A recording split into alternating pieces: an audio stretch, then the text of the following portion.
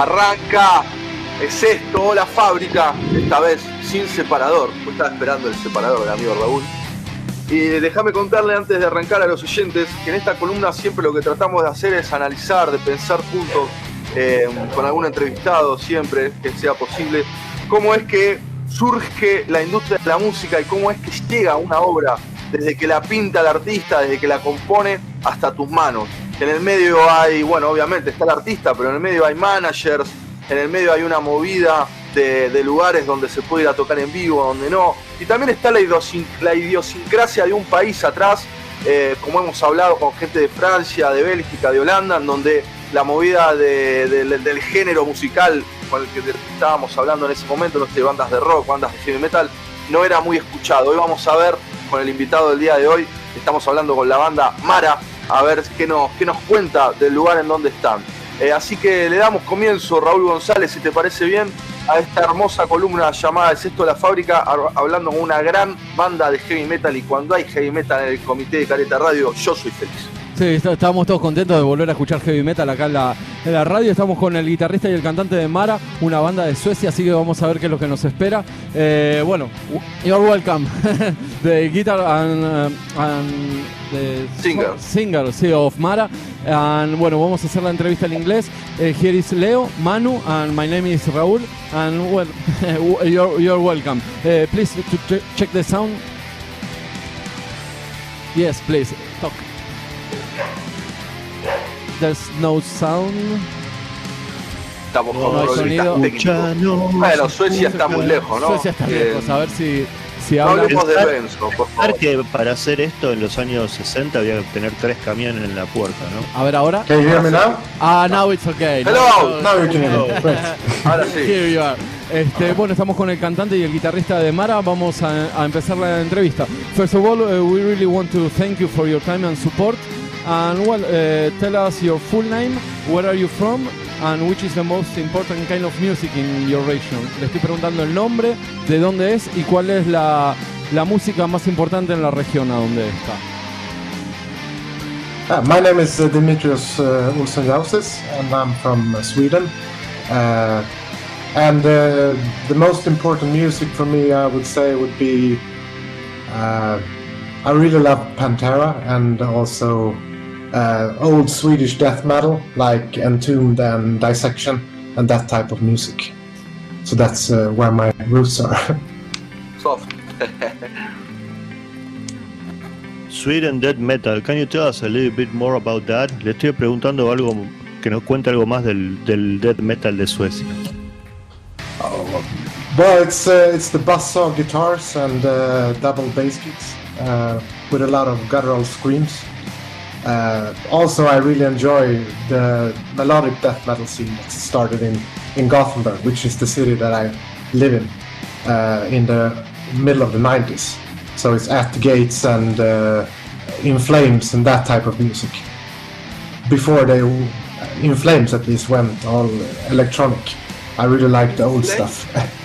Mira, no sabía que In Flames. Bueno, le gusta un montón de... Bueno, cuando yo le pregunté si nos podía decir algo sobre el death metal de Suecia, dijo, bueno, es dos guitarras, bajo, batería doble bombo y gritos.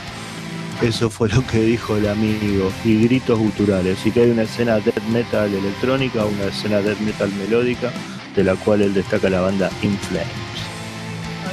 Excelente banda In Flames.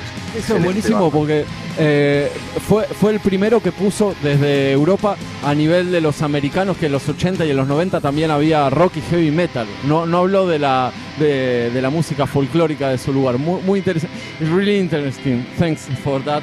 And bueno, how did the rock bands begin in your region?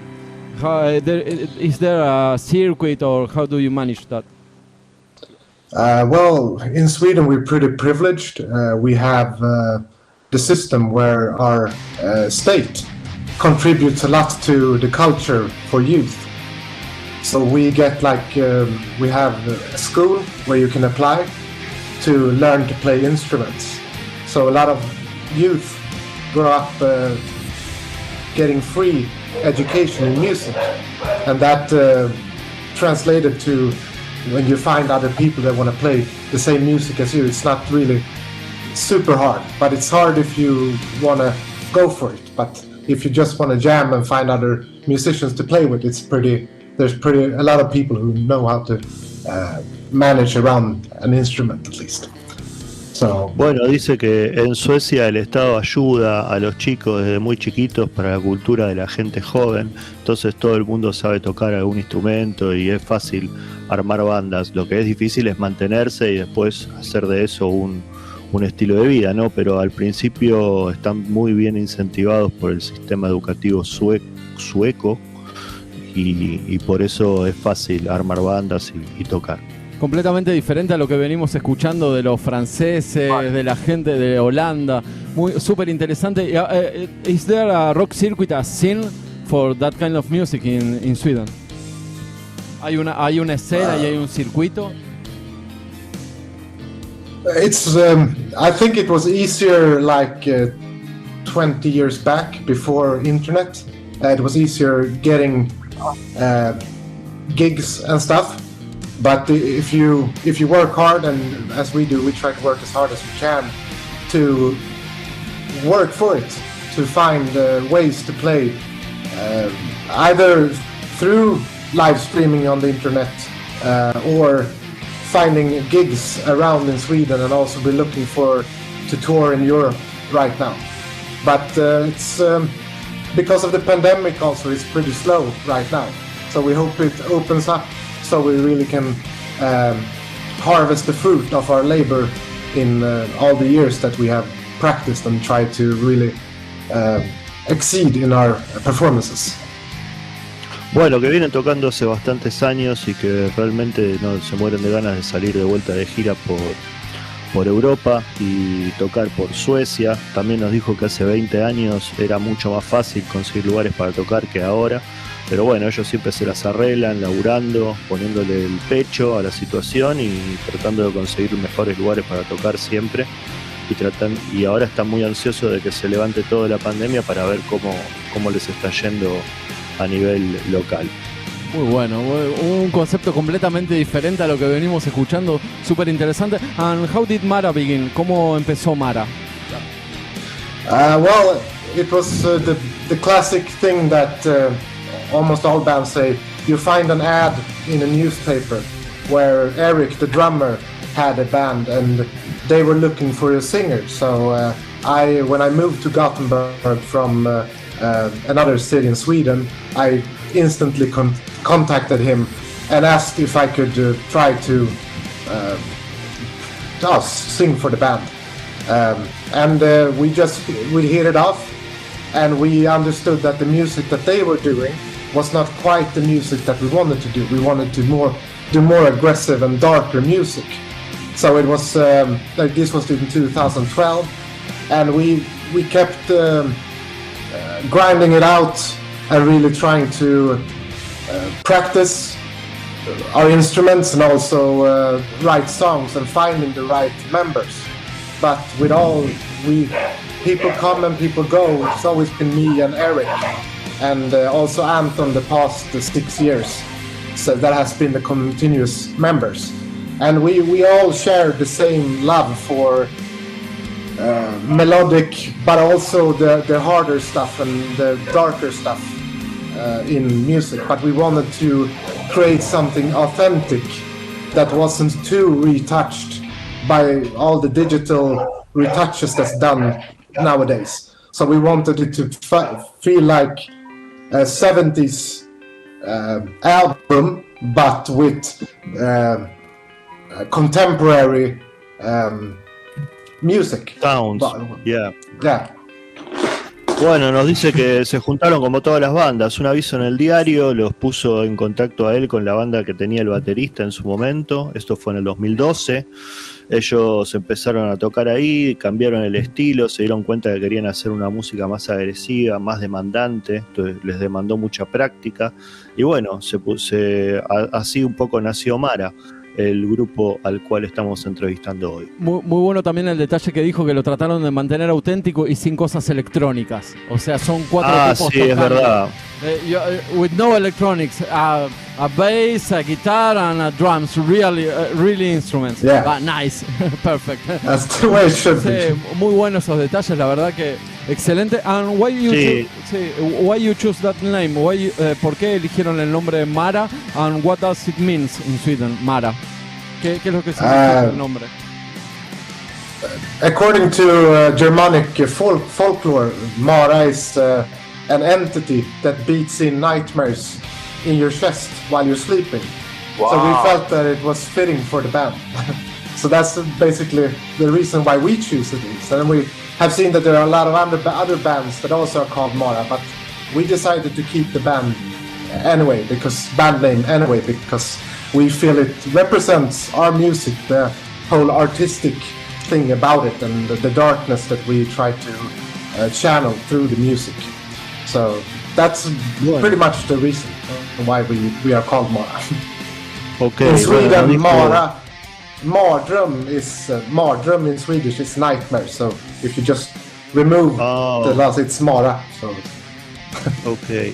Bueno, nos dice que Mara es la entidad de los dioses germánicos, que es como una especie de entidad que te asusta durante las pesadillas. Y bueno, hay muchas bandas que se llaman Mara, pero ellos dejaron el nombre porque los representa, y además también es una forma corta de decir pesadilla en sueco, así que por eso se llaman Mara.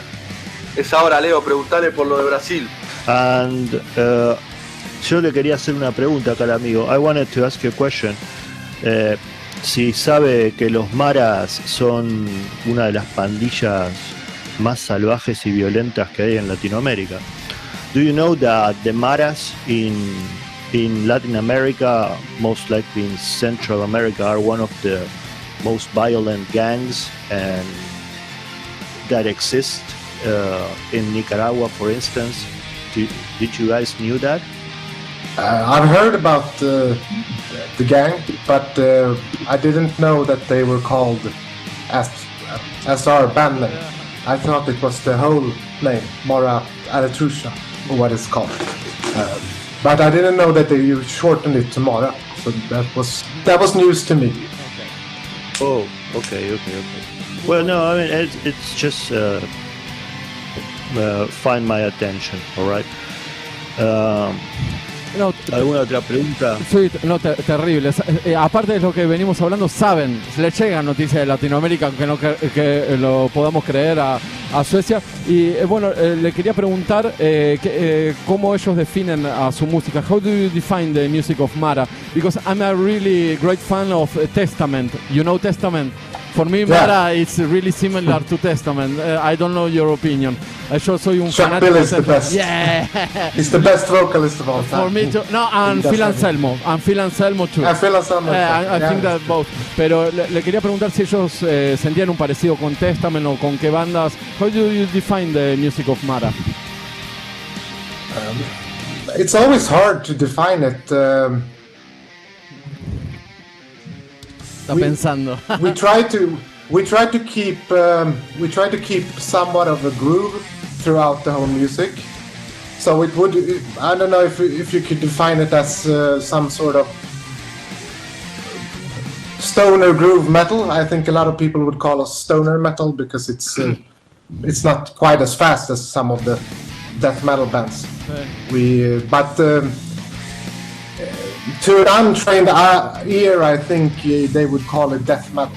But for me, it's more of an artistic metal. It's more of the art that I create. So I don't want to put it in any label. But if I have to put it in a label, I would say stoned trash metal, perhaps. For me, it's trash from Sweden. For me, Yeah. more groovy maybe. But Swedish trash. Swedish trash. For me, yeah. Bueno, nos dice que es muy difícil calificar la música, pero bueno, si la tiene que calificar, la calificaría como trash o stoner trash, porque bueno, no es tan rápida como el death metal, aunque hay gente que también les puede decir que son death metal. Y bueno, ahí entramos en, como dice Manu, todas esas subcategorías. del groove, metal y un montón de cosas que dicen metal. And what does the lyrics talk about? The lyrics of Mara, ¿de qué hablan las letras de Mara? Que ahí deben ser violentas las letras. Well, the lyrics are a lot about my thoughts on the afterlife and spiritualistic things that I think about. So it's a lot of it's pretty. It comes out pretty dark. So, but it's a lot of that, and also I have somewhat of a distaste for where the world is going. So I write a lot about that, and just feelings. It's almost therapy for me to be able to channelize the emotions that I feel, and then I take those emotions and I write lyrics to them. Like I take a lot of influences from 15th century and 16th century works of writers. When literature. I try to write it like the literature was written back then, because I like to read that stuff. So that I try to create it artistic like that. But then I take my emotions that I have and the aggression that I feel towards where the society is going and where everything is going, and I write around that. So it's much about that. It's not. I don't write that much about Boy Meets Girl. No. I'm thinking there are some of those songs in the back catalog that I've written myself, but never from one. Ok, bueno, no, acá el amigo decía que él se inspira mucho en la literatura de los siglos XV, siglo XVI, que le gusta leer esas cosas y que también le interesa todo lo que es lo oculto y todo lo que es el afterlife, o sea, la vida después de la muerte, y también de a dónde nos lleva el mundo, ¿no? A dónde se va el mundo. Entonces también lo usa como terapia para, bueno, canalizar un poco de la agresión y la bronca que le da todo de cómo se está yendo el mundo, supongo yo, al carajo. Entonces escriben un poco desde esa motivación, y también, bueno, sobre cuestiones ocultas y de la vida después de la muerte y cuestiones que él mismo piensa y que ahora mismo le voy a preguntar porque me interesa mucho eso. Sí, terrible. Yo me imaginé que tenía las cosas en la cabeza. Sí. Crazy things in your head, man. Sí. Yeah. Sí. That was good summarizing. Would you like to give us an introduction about your beliefs about the afterlife, because that's something that it's pretty interesting to know from us. I mean, in Latin America, and having the chance to talk to you in Sweden, it might be pretty interesting. Now I will translate now. Bueno, le estaba preguntando si no quería hacernos una introducción sobre el ocultismo y sobre sus creencias sobre la vida después de la muerte, que para nosotros en Sudamérica tal vez es muy interesante, ¿no? Escucharlo, una persona de Suecia que hace heavy metal oscuro, a ver un poco qué piensa, meterse un poco en su cabeza.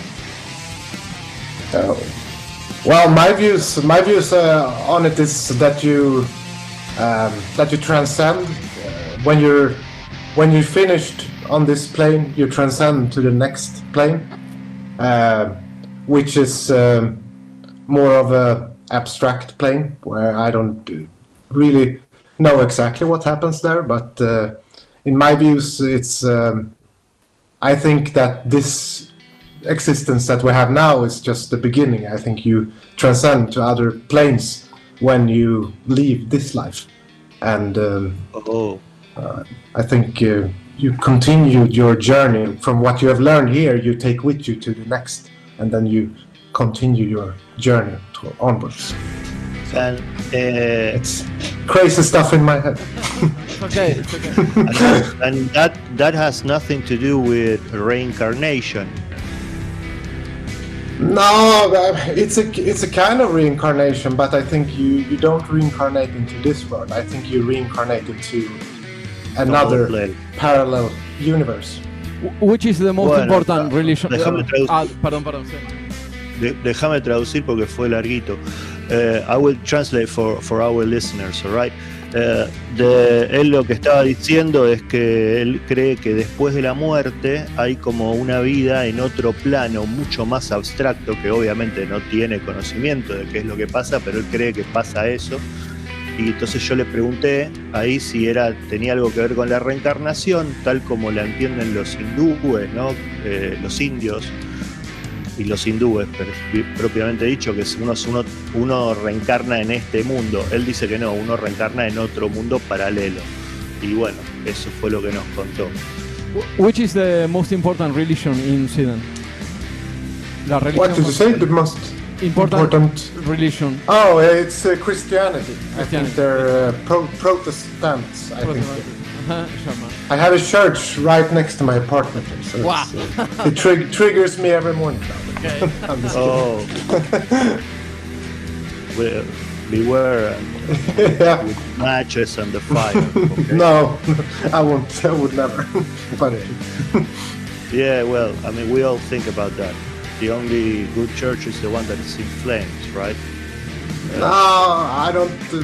I feel the only good church is the one you have here. What you believe. Che, yo tengo una pregunta, pero un poco rara de hacerla. Si me dan una mano. Dale. Sí, déjame traducir esto último que dijo y la hacemos. Dale, yo le preguntó Raúl sobre la religión en Suecia, perdón, y él dijo que es el cristianismo, el protestantismo, qué sé yo, y que tiene una iglesia al lado que medio le rompe las pelotas. Entonces yo me hice el gracioso y le dije que guarde los fósforos y que guarde la gasolina, y me dijo no, yo no voy a prender nunca a fuego una iglesia. Y yo le dije, bueno, la única iglesia que ilumina es la que está prendida a fuego.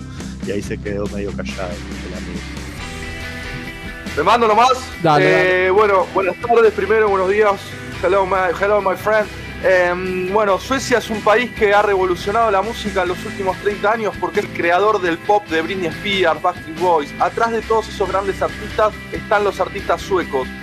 Yo le quería preguntar si él entiende de dónde sale digamos, esa magia en Suecia, que son tan buenos para hacer pop. Bueno, pienso obviamente Roxette, The Cardigan, pero esos artistas, esos productores son los mismos que tuvo Britney Spears, NSYNC.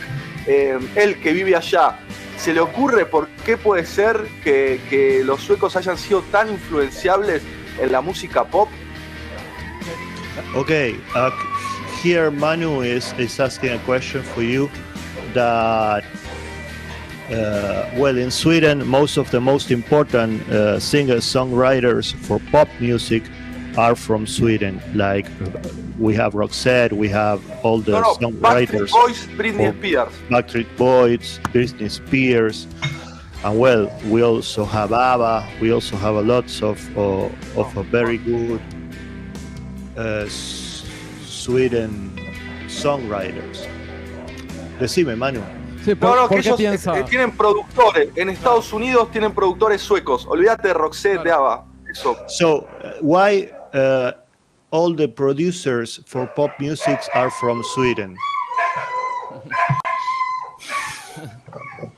I don't know, I think it's the same thing as why a lot of Swedish people know how to play instruments. It's because we have the state sponsors our education when we're younger.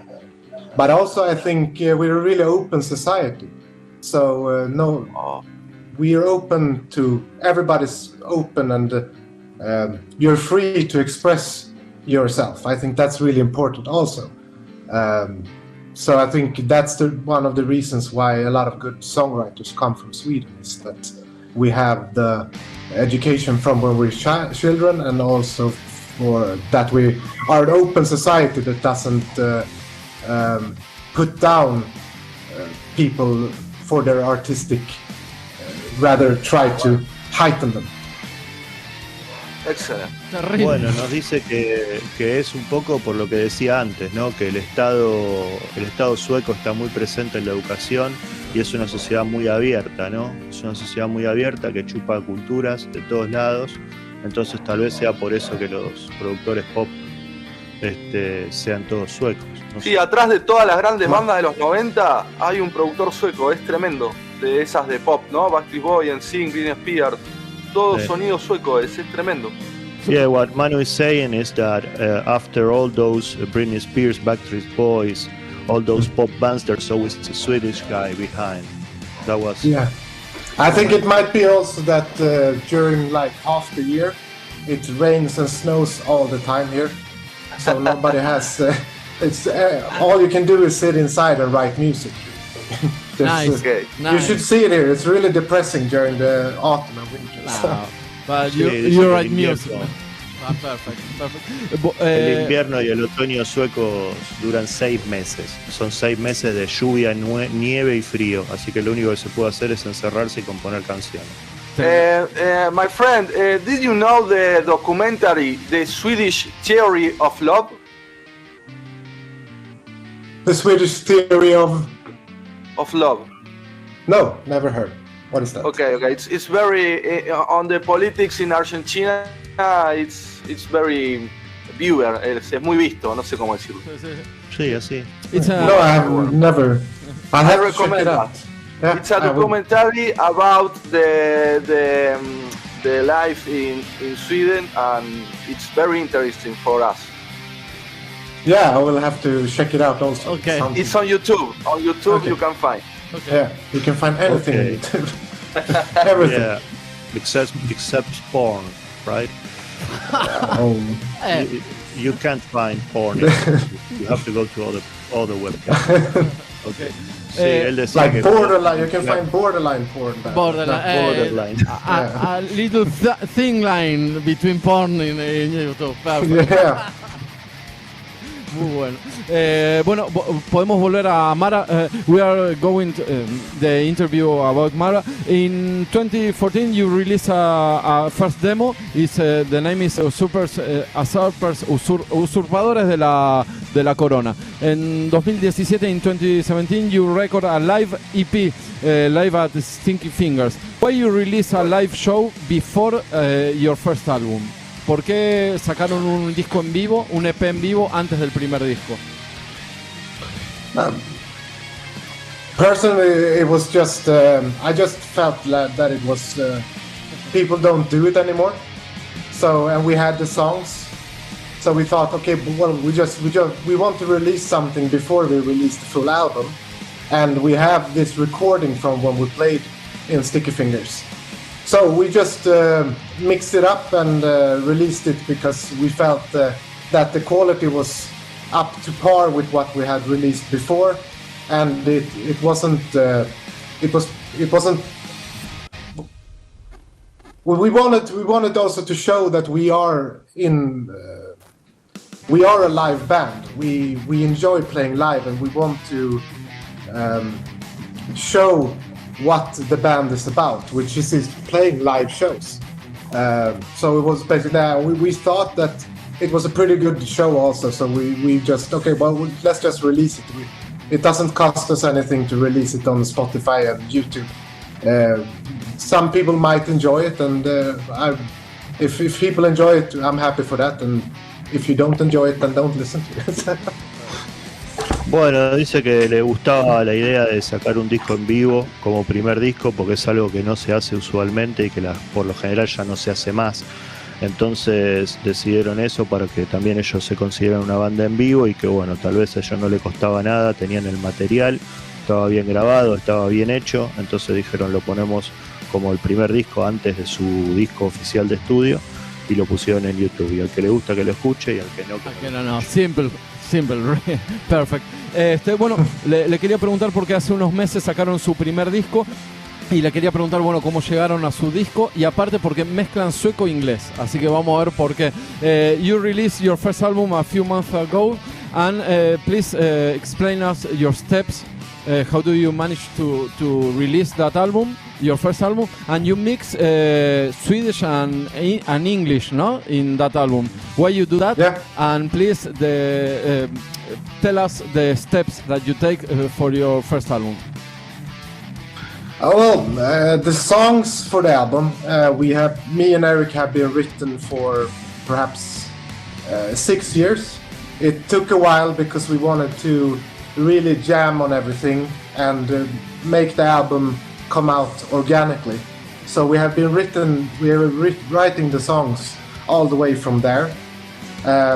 So we have been adding parts and jamming on parts in the rehearsal just to get stuff to fit together organically. And then we were contacted by Wormhole Death, the record label, who wanted to sign us. And they, in turn, put us together with the record studio in Italy, where we flew in just before the big COVID breakout. We flew to Italy and recorded the album. And then we released it. And the reason why it's in Swedish and English is basically because, the lyrics are written. I always write them. If I'm gonna write in English, I write it in English because I want to express the poetry of it in that language. And the songs that are in Swedish are texts that I have written in Swedish. And I just felt like the melodies are written for a Swedish talking voice. So to translate it to English would just feel wrong because it would remove the magic out of the song. And I felt like I didn't have anything to lose on doing it either, because it might be fun to listen to just the melodies if you don't understand what I'm singing. So that was... Bueno. Ok. Bueno, lo que nos dice es que el idioma, él principalmente, acá ayúdenme por favor porque es muy largo, él escribe en sueco o escribe en inglés. Si escribe en inglés, escribe en inglés. Es decir, no es que traduce del sueco al inglés, porque dice que le gusta la melodía y el sonido del inglés. Y si escribe en sueco, lo mismo. Escribe en sueco y queda en sueco. Y usan las letras en sueco como cualquier banda, ¿no? Como cualquier banda de cualquier lugar que canta en su idioma original, ¿no? Pero bueno, él dice que bueno, si la gente no lo entiende, bueno, por lo menos puede escuchar las melodías. Exactamente, y lo que contaba al principio Leo era que empezaron a tocar, estuvieron zapando muchas veces muchas cosas para que las cosas se vayan homogeneizando, porque hace 6 años que están pensando en el disco. Después se contactaron con un productor y el productor los llevó a grabar el disco en Italia justo antes de COVID, así que terrible. Ah, sí. Terrible. Bueno, se cerró el COVID y después sacaron el disco hace un par de meses, así que es súper interesante lo que nos decía, porque aparte me encanta que se la banca, dice yo me expreso en inglés o me expreso en sueco y saco así porque es lo que me sale de adentro. La verdad que perfecto. We are proud that you do that, man. You have to do that. Because it's an honest thing, and I think that honesty is the first thing that you have to do when you're an artist. Que tenés que ser honesto. Yeah. Es lo más importante cuando uno es artista y me encanta lo que acaba de decir. So, bueno, for us it's a pleasure to meet you, man. It's a really nice. And keep on rocking. It's a pleasure. And man, try to do a cover of Testament, please. Sometime. Yeah, sure. You record. I will. Sí. I'll try. Le estaba pidiendo que hagan un cover de Testament y que la verdad es un placer haberlo conocido y haberlo charlado con él. Y le voy a preguntar where we can find the Mara music in YouTube, the social medias. Can you tell us a dónde podemos encontrar la música de Mara? Yeah, we are pretty much everywhere. We try to be everywhere. We can just search for. We are on Spotify and on Apple iTunes, I think it's called, and all those major streaming services. And if you want to find us on Instagram or on Facebook, it's Mara Metal Band. And we also have a homepage, which is maraofficial.se. So just go in and show your support. We would like to reach people around the world which has the same view on honest music as we have. That's our main goal. Just if we can reach one person, we're happy. Yeah, okay, of course. And I think we have reached 3 people here. Sí. Bueno, dice que se pone contento de que lo hayamos convocado desde Sudamérica y que bueno, que aunque sea una persona que le interese la música que hacen ellos, para ellos es importantísimo y bueno, ya nos interesó a nosotros y por eso están muy contentos. Then I'm going to send you some, maybe next week or in the future, some contacts from Latin America to play with you or to make something in the future. Le digo que vamos a pasarle contactos a ellos. I would love that. Yes, of course. We are going. Just give us some times because we are a new radio, but we are going to send contacts, of course. Le estaba diciendo que nos den un poquito de tiempo. Sí, porque somos una radio nueva, pero en un futuro, en la semana que viene, bueno, dentro de unos meses vamos a empezar a hacer contactos con las bandas latinas y las europeas, obviamente. Y la verdad que es un placer hablar con gente así. Qué bueno encontrar gente de nuevo que le gusta el heavy metal, que es honesta con el arte, y que es de Suecia. Es raro. Así que we are really pleased to meet you, man. Thanks for your time and for the support for the radio, and we keep in touch, okay? Yeah, of course. Thank you. Thank you for having me. Dimitri. Thank you very much. No sé si quieren hacer alguna pregunta, saludar o hacer algo. ¿Estamos bien? Un placer. Estamos bien, we are fun. Sí, la verdad que sí. And we are going to close with another song from Mara because we like it, okay? Sí, vamos a cerrar con otro tema de Mara y después seguimos, Manu, si te parece. Espectacular, así pasaba Dimitrius de Mara, banda sueca, hermosa nota que la van a poder revivir en nuestras redes sociales. Dale nomás, Raulo. Dale. Llévatelo.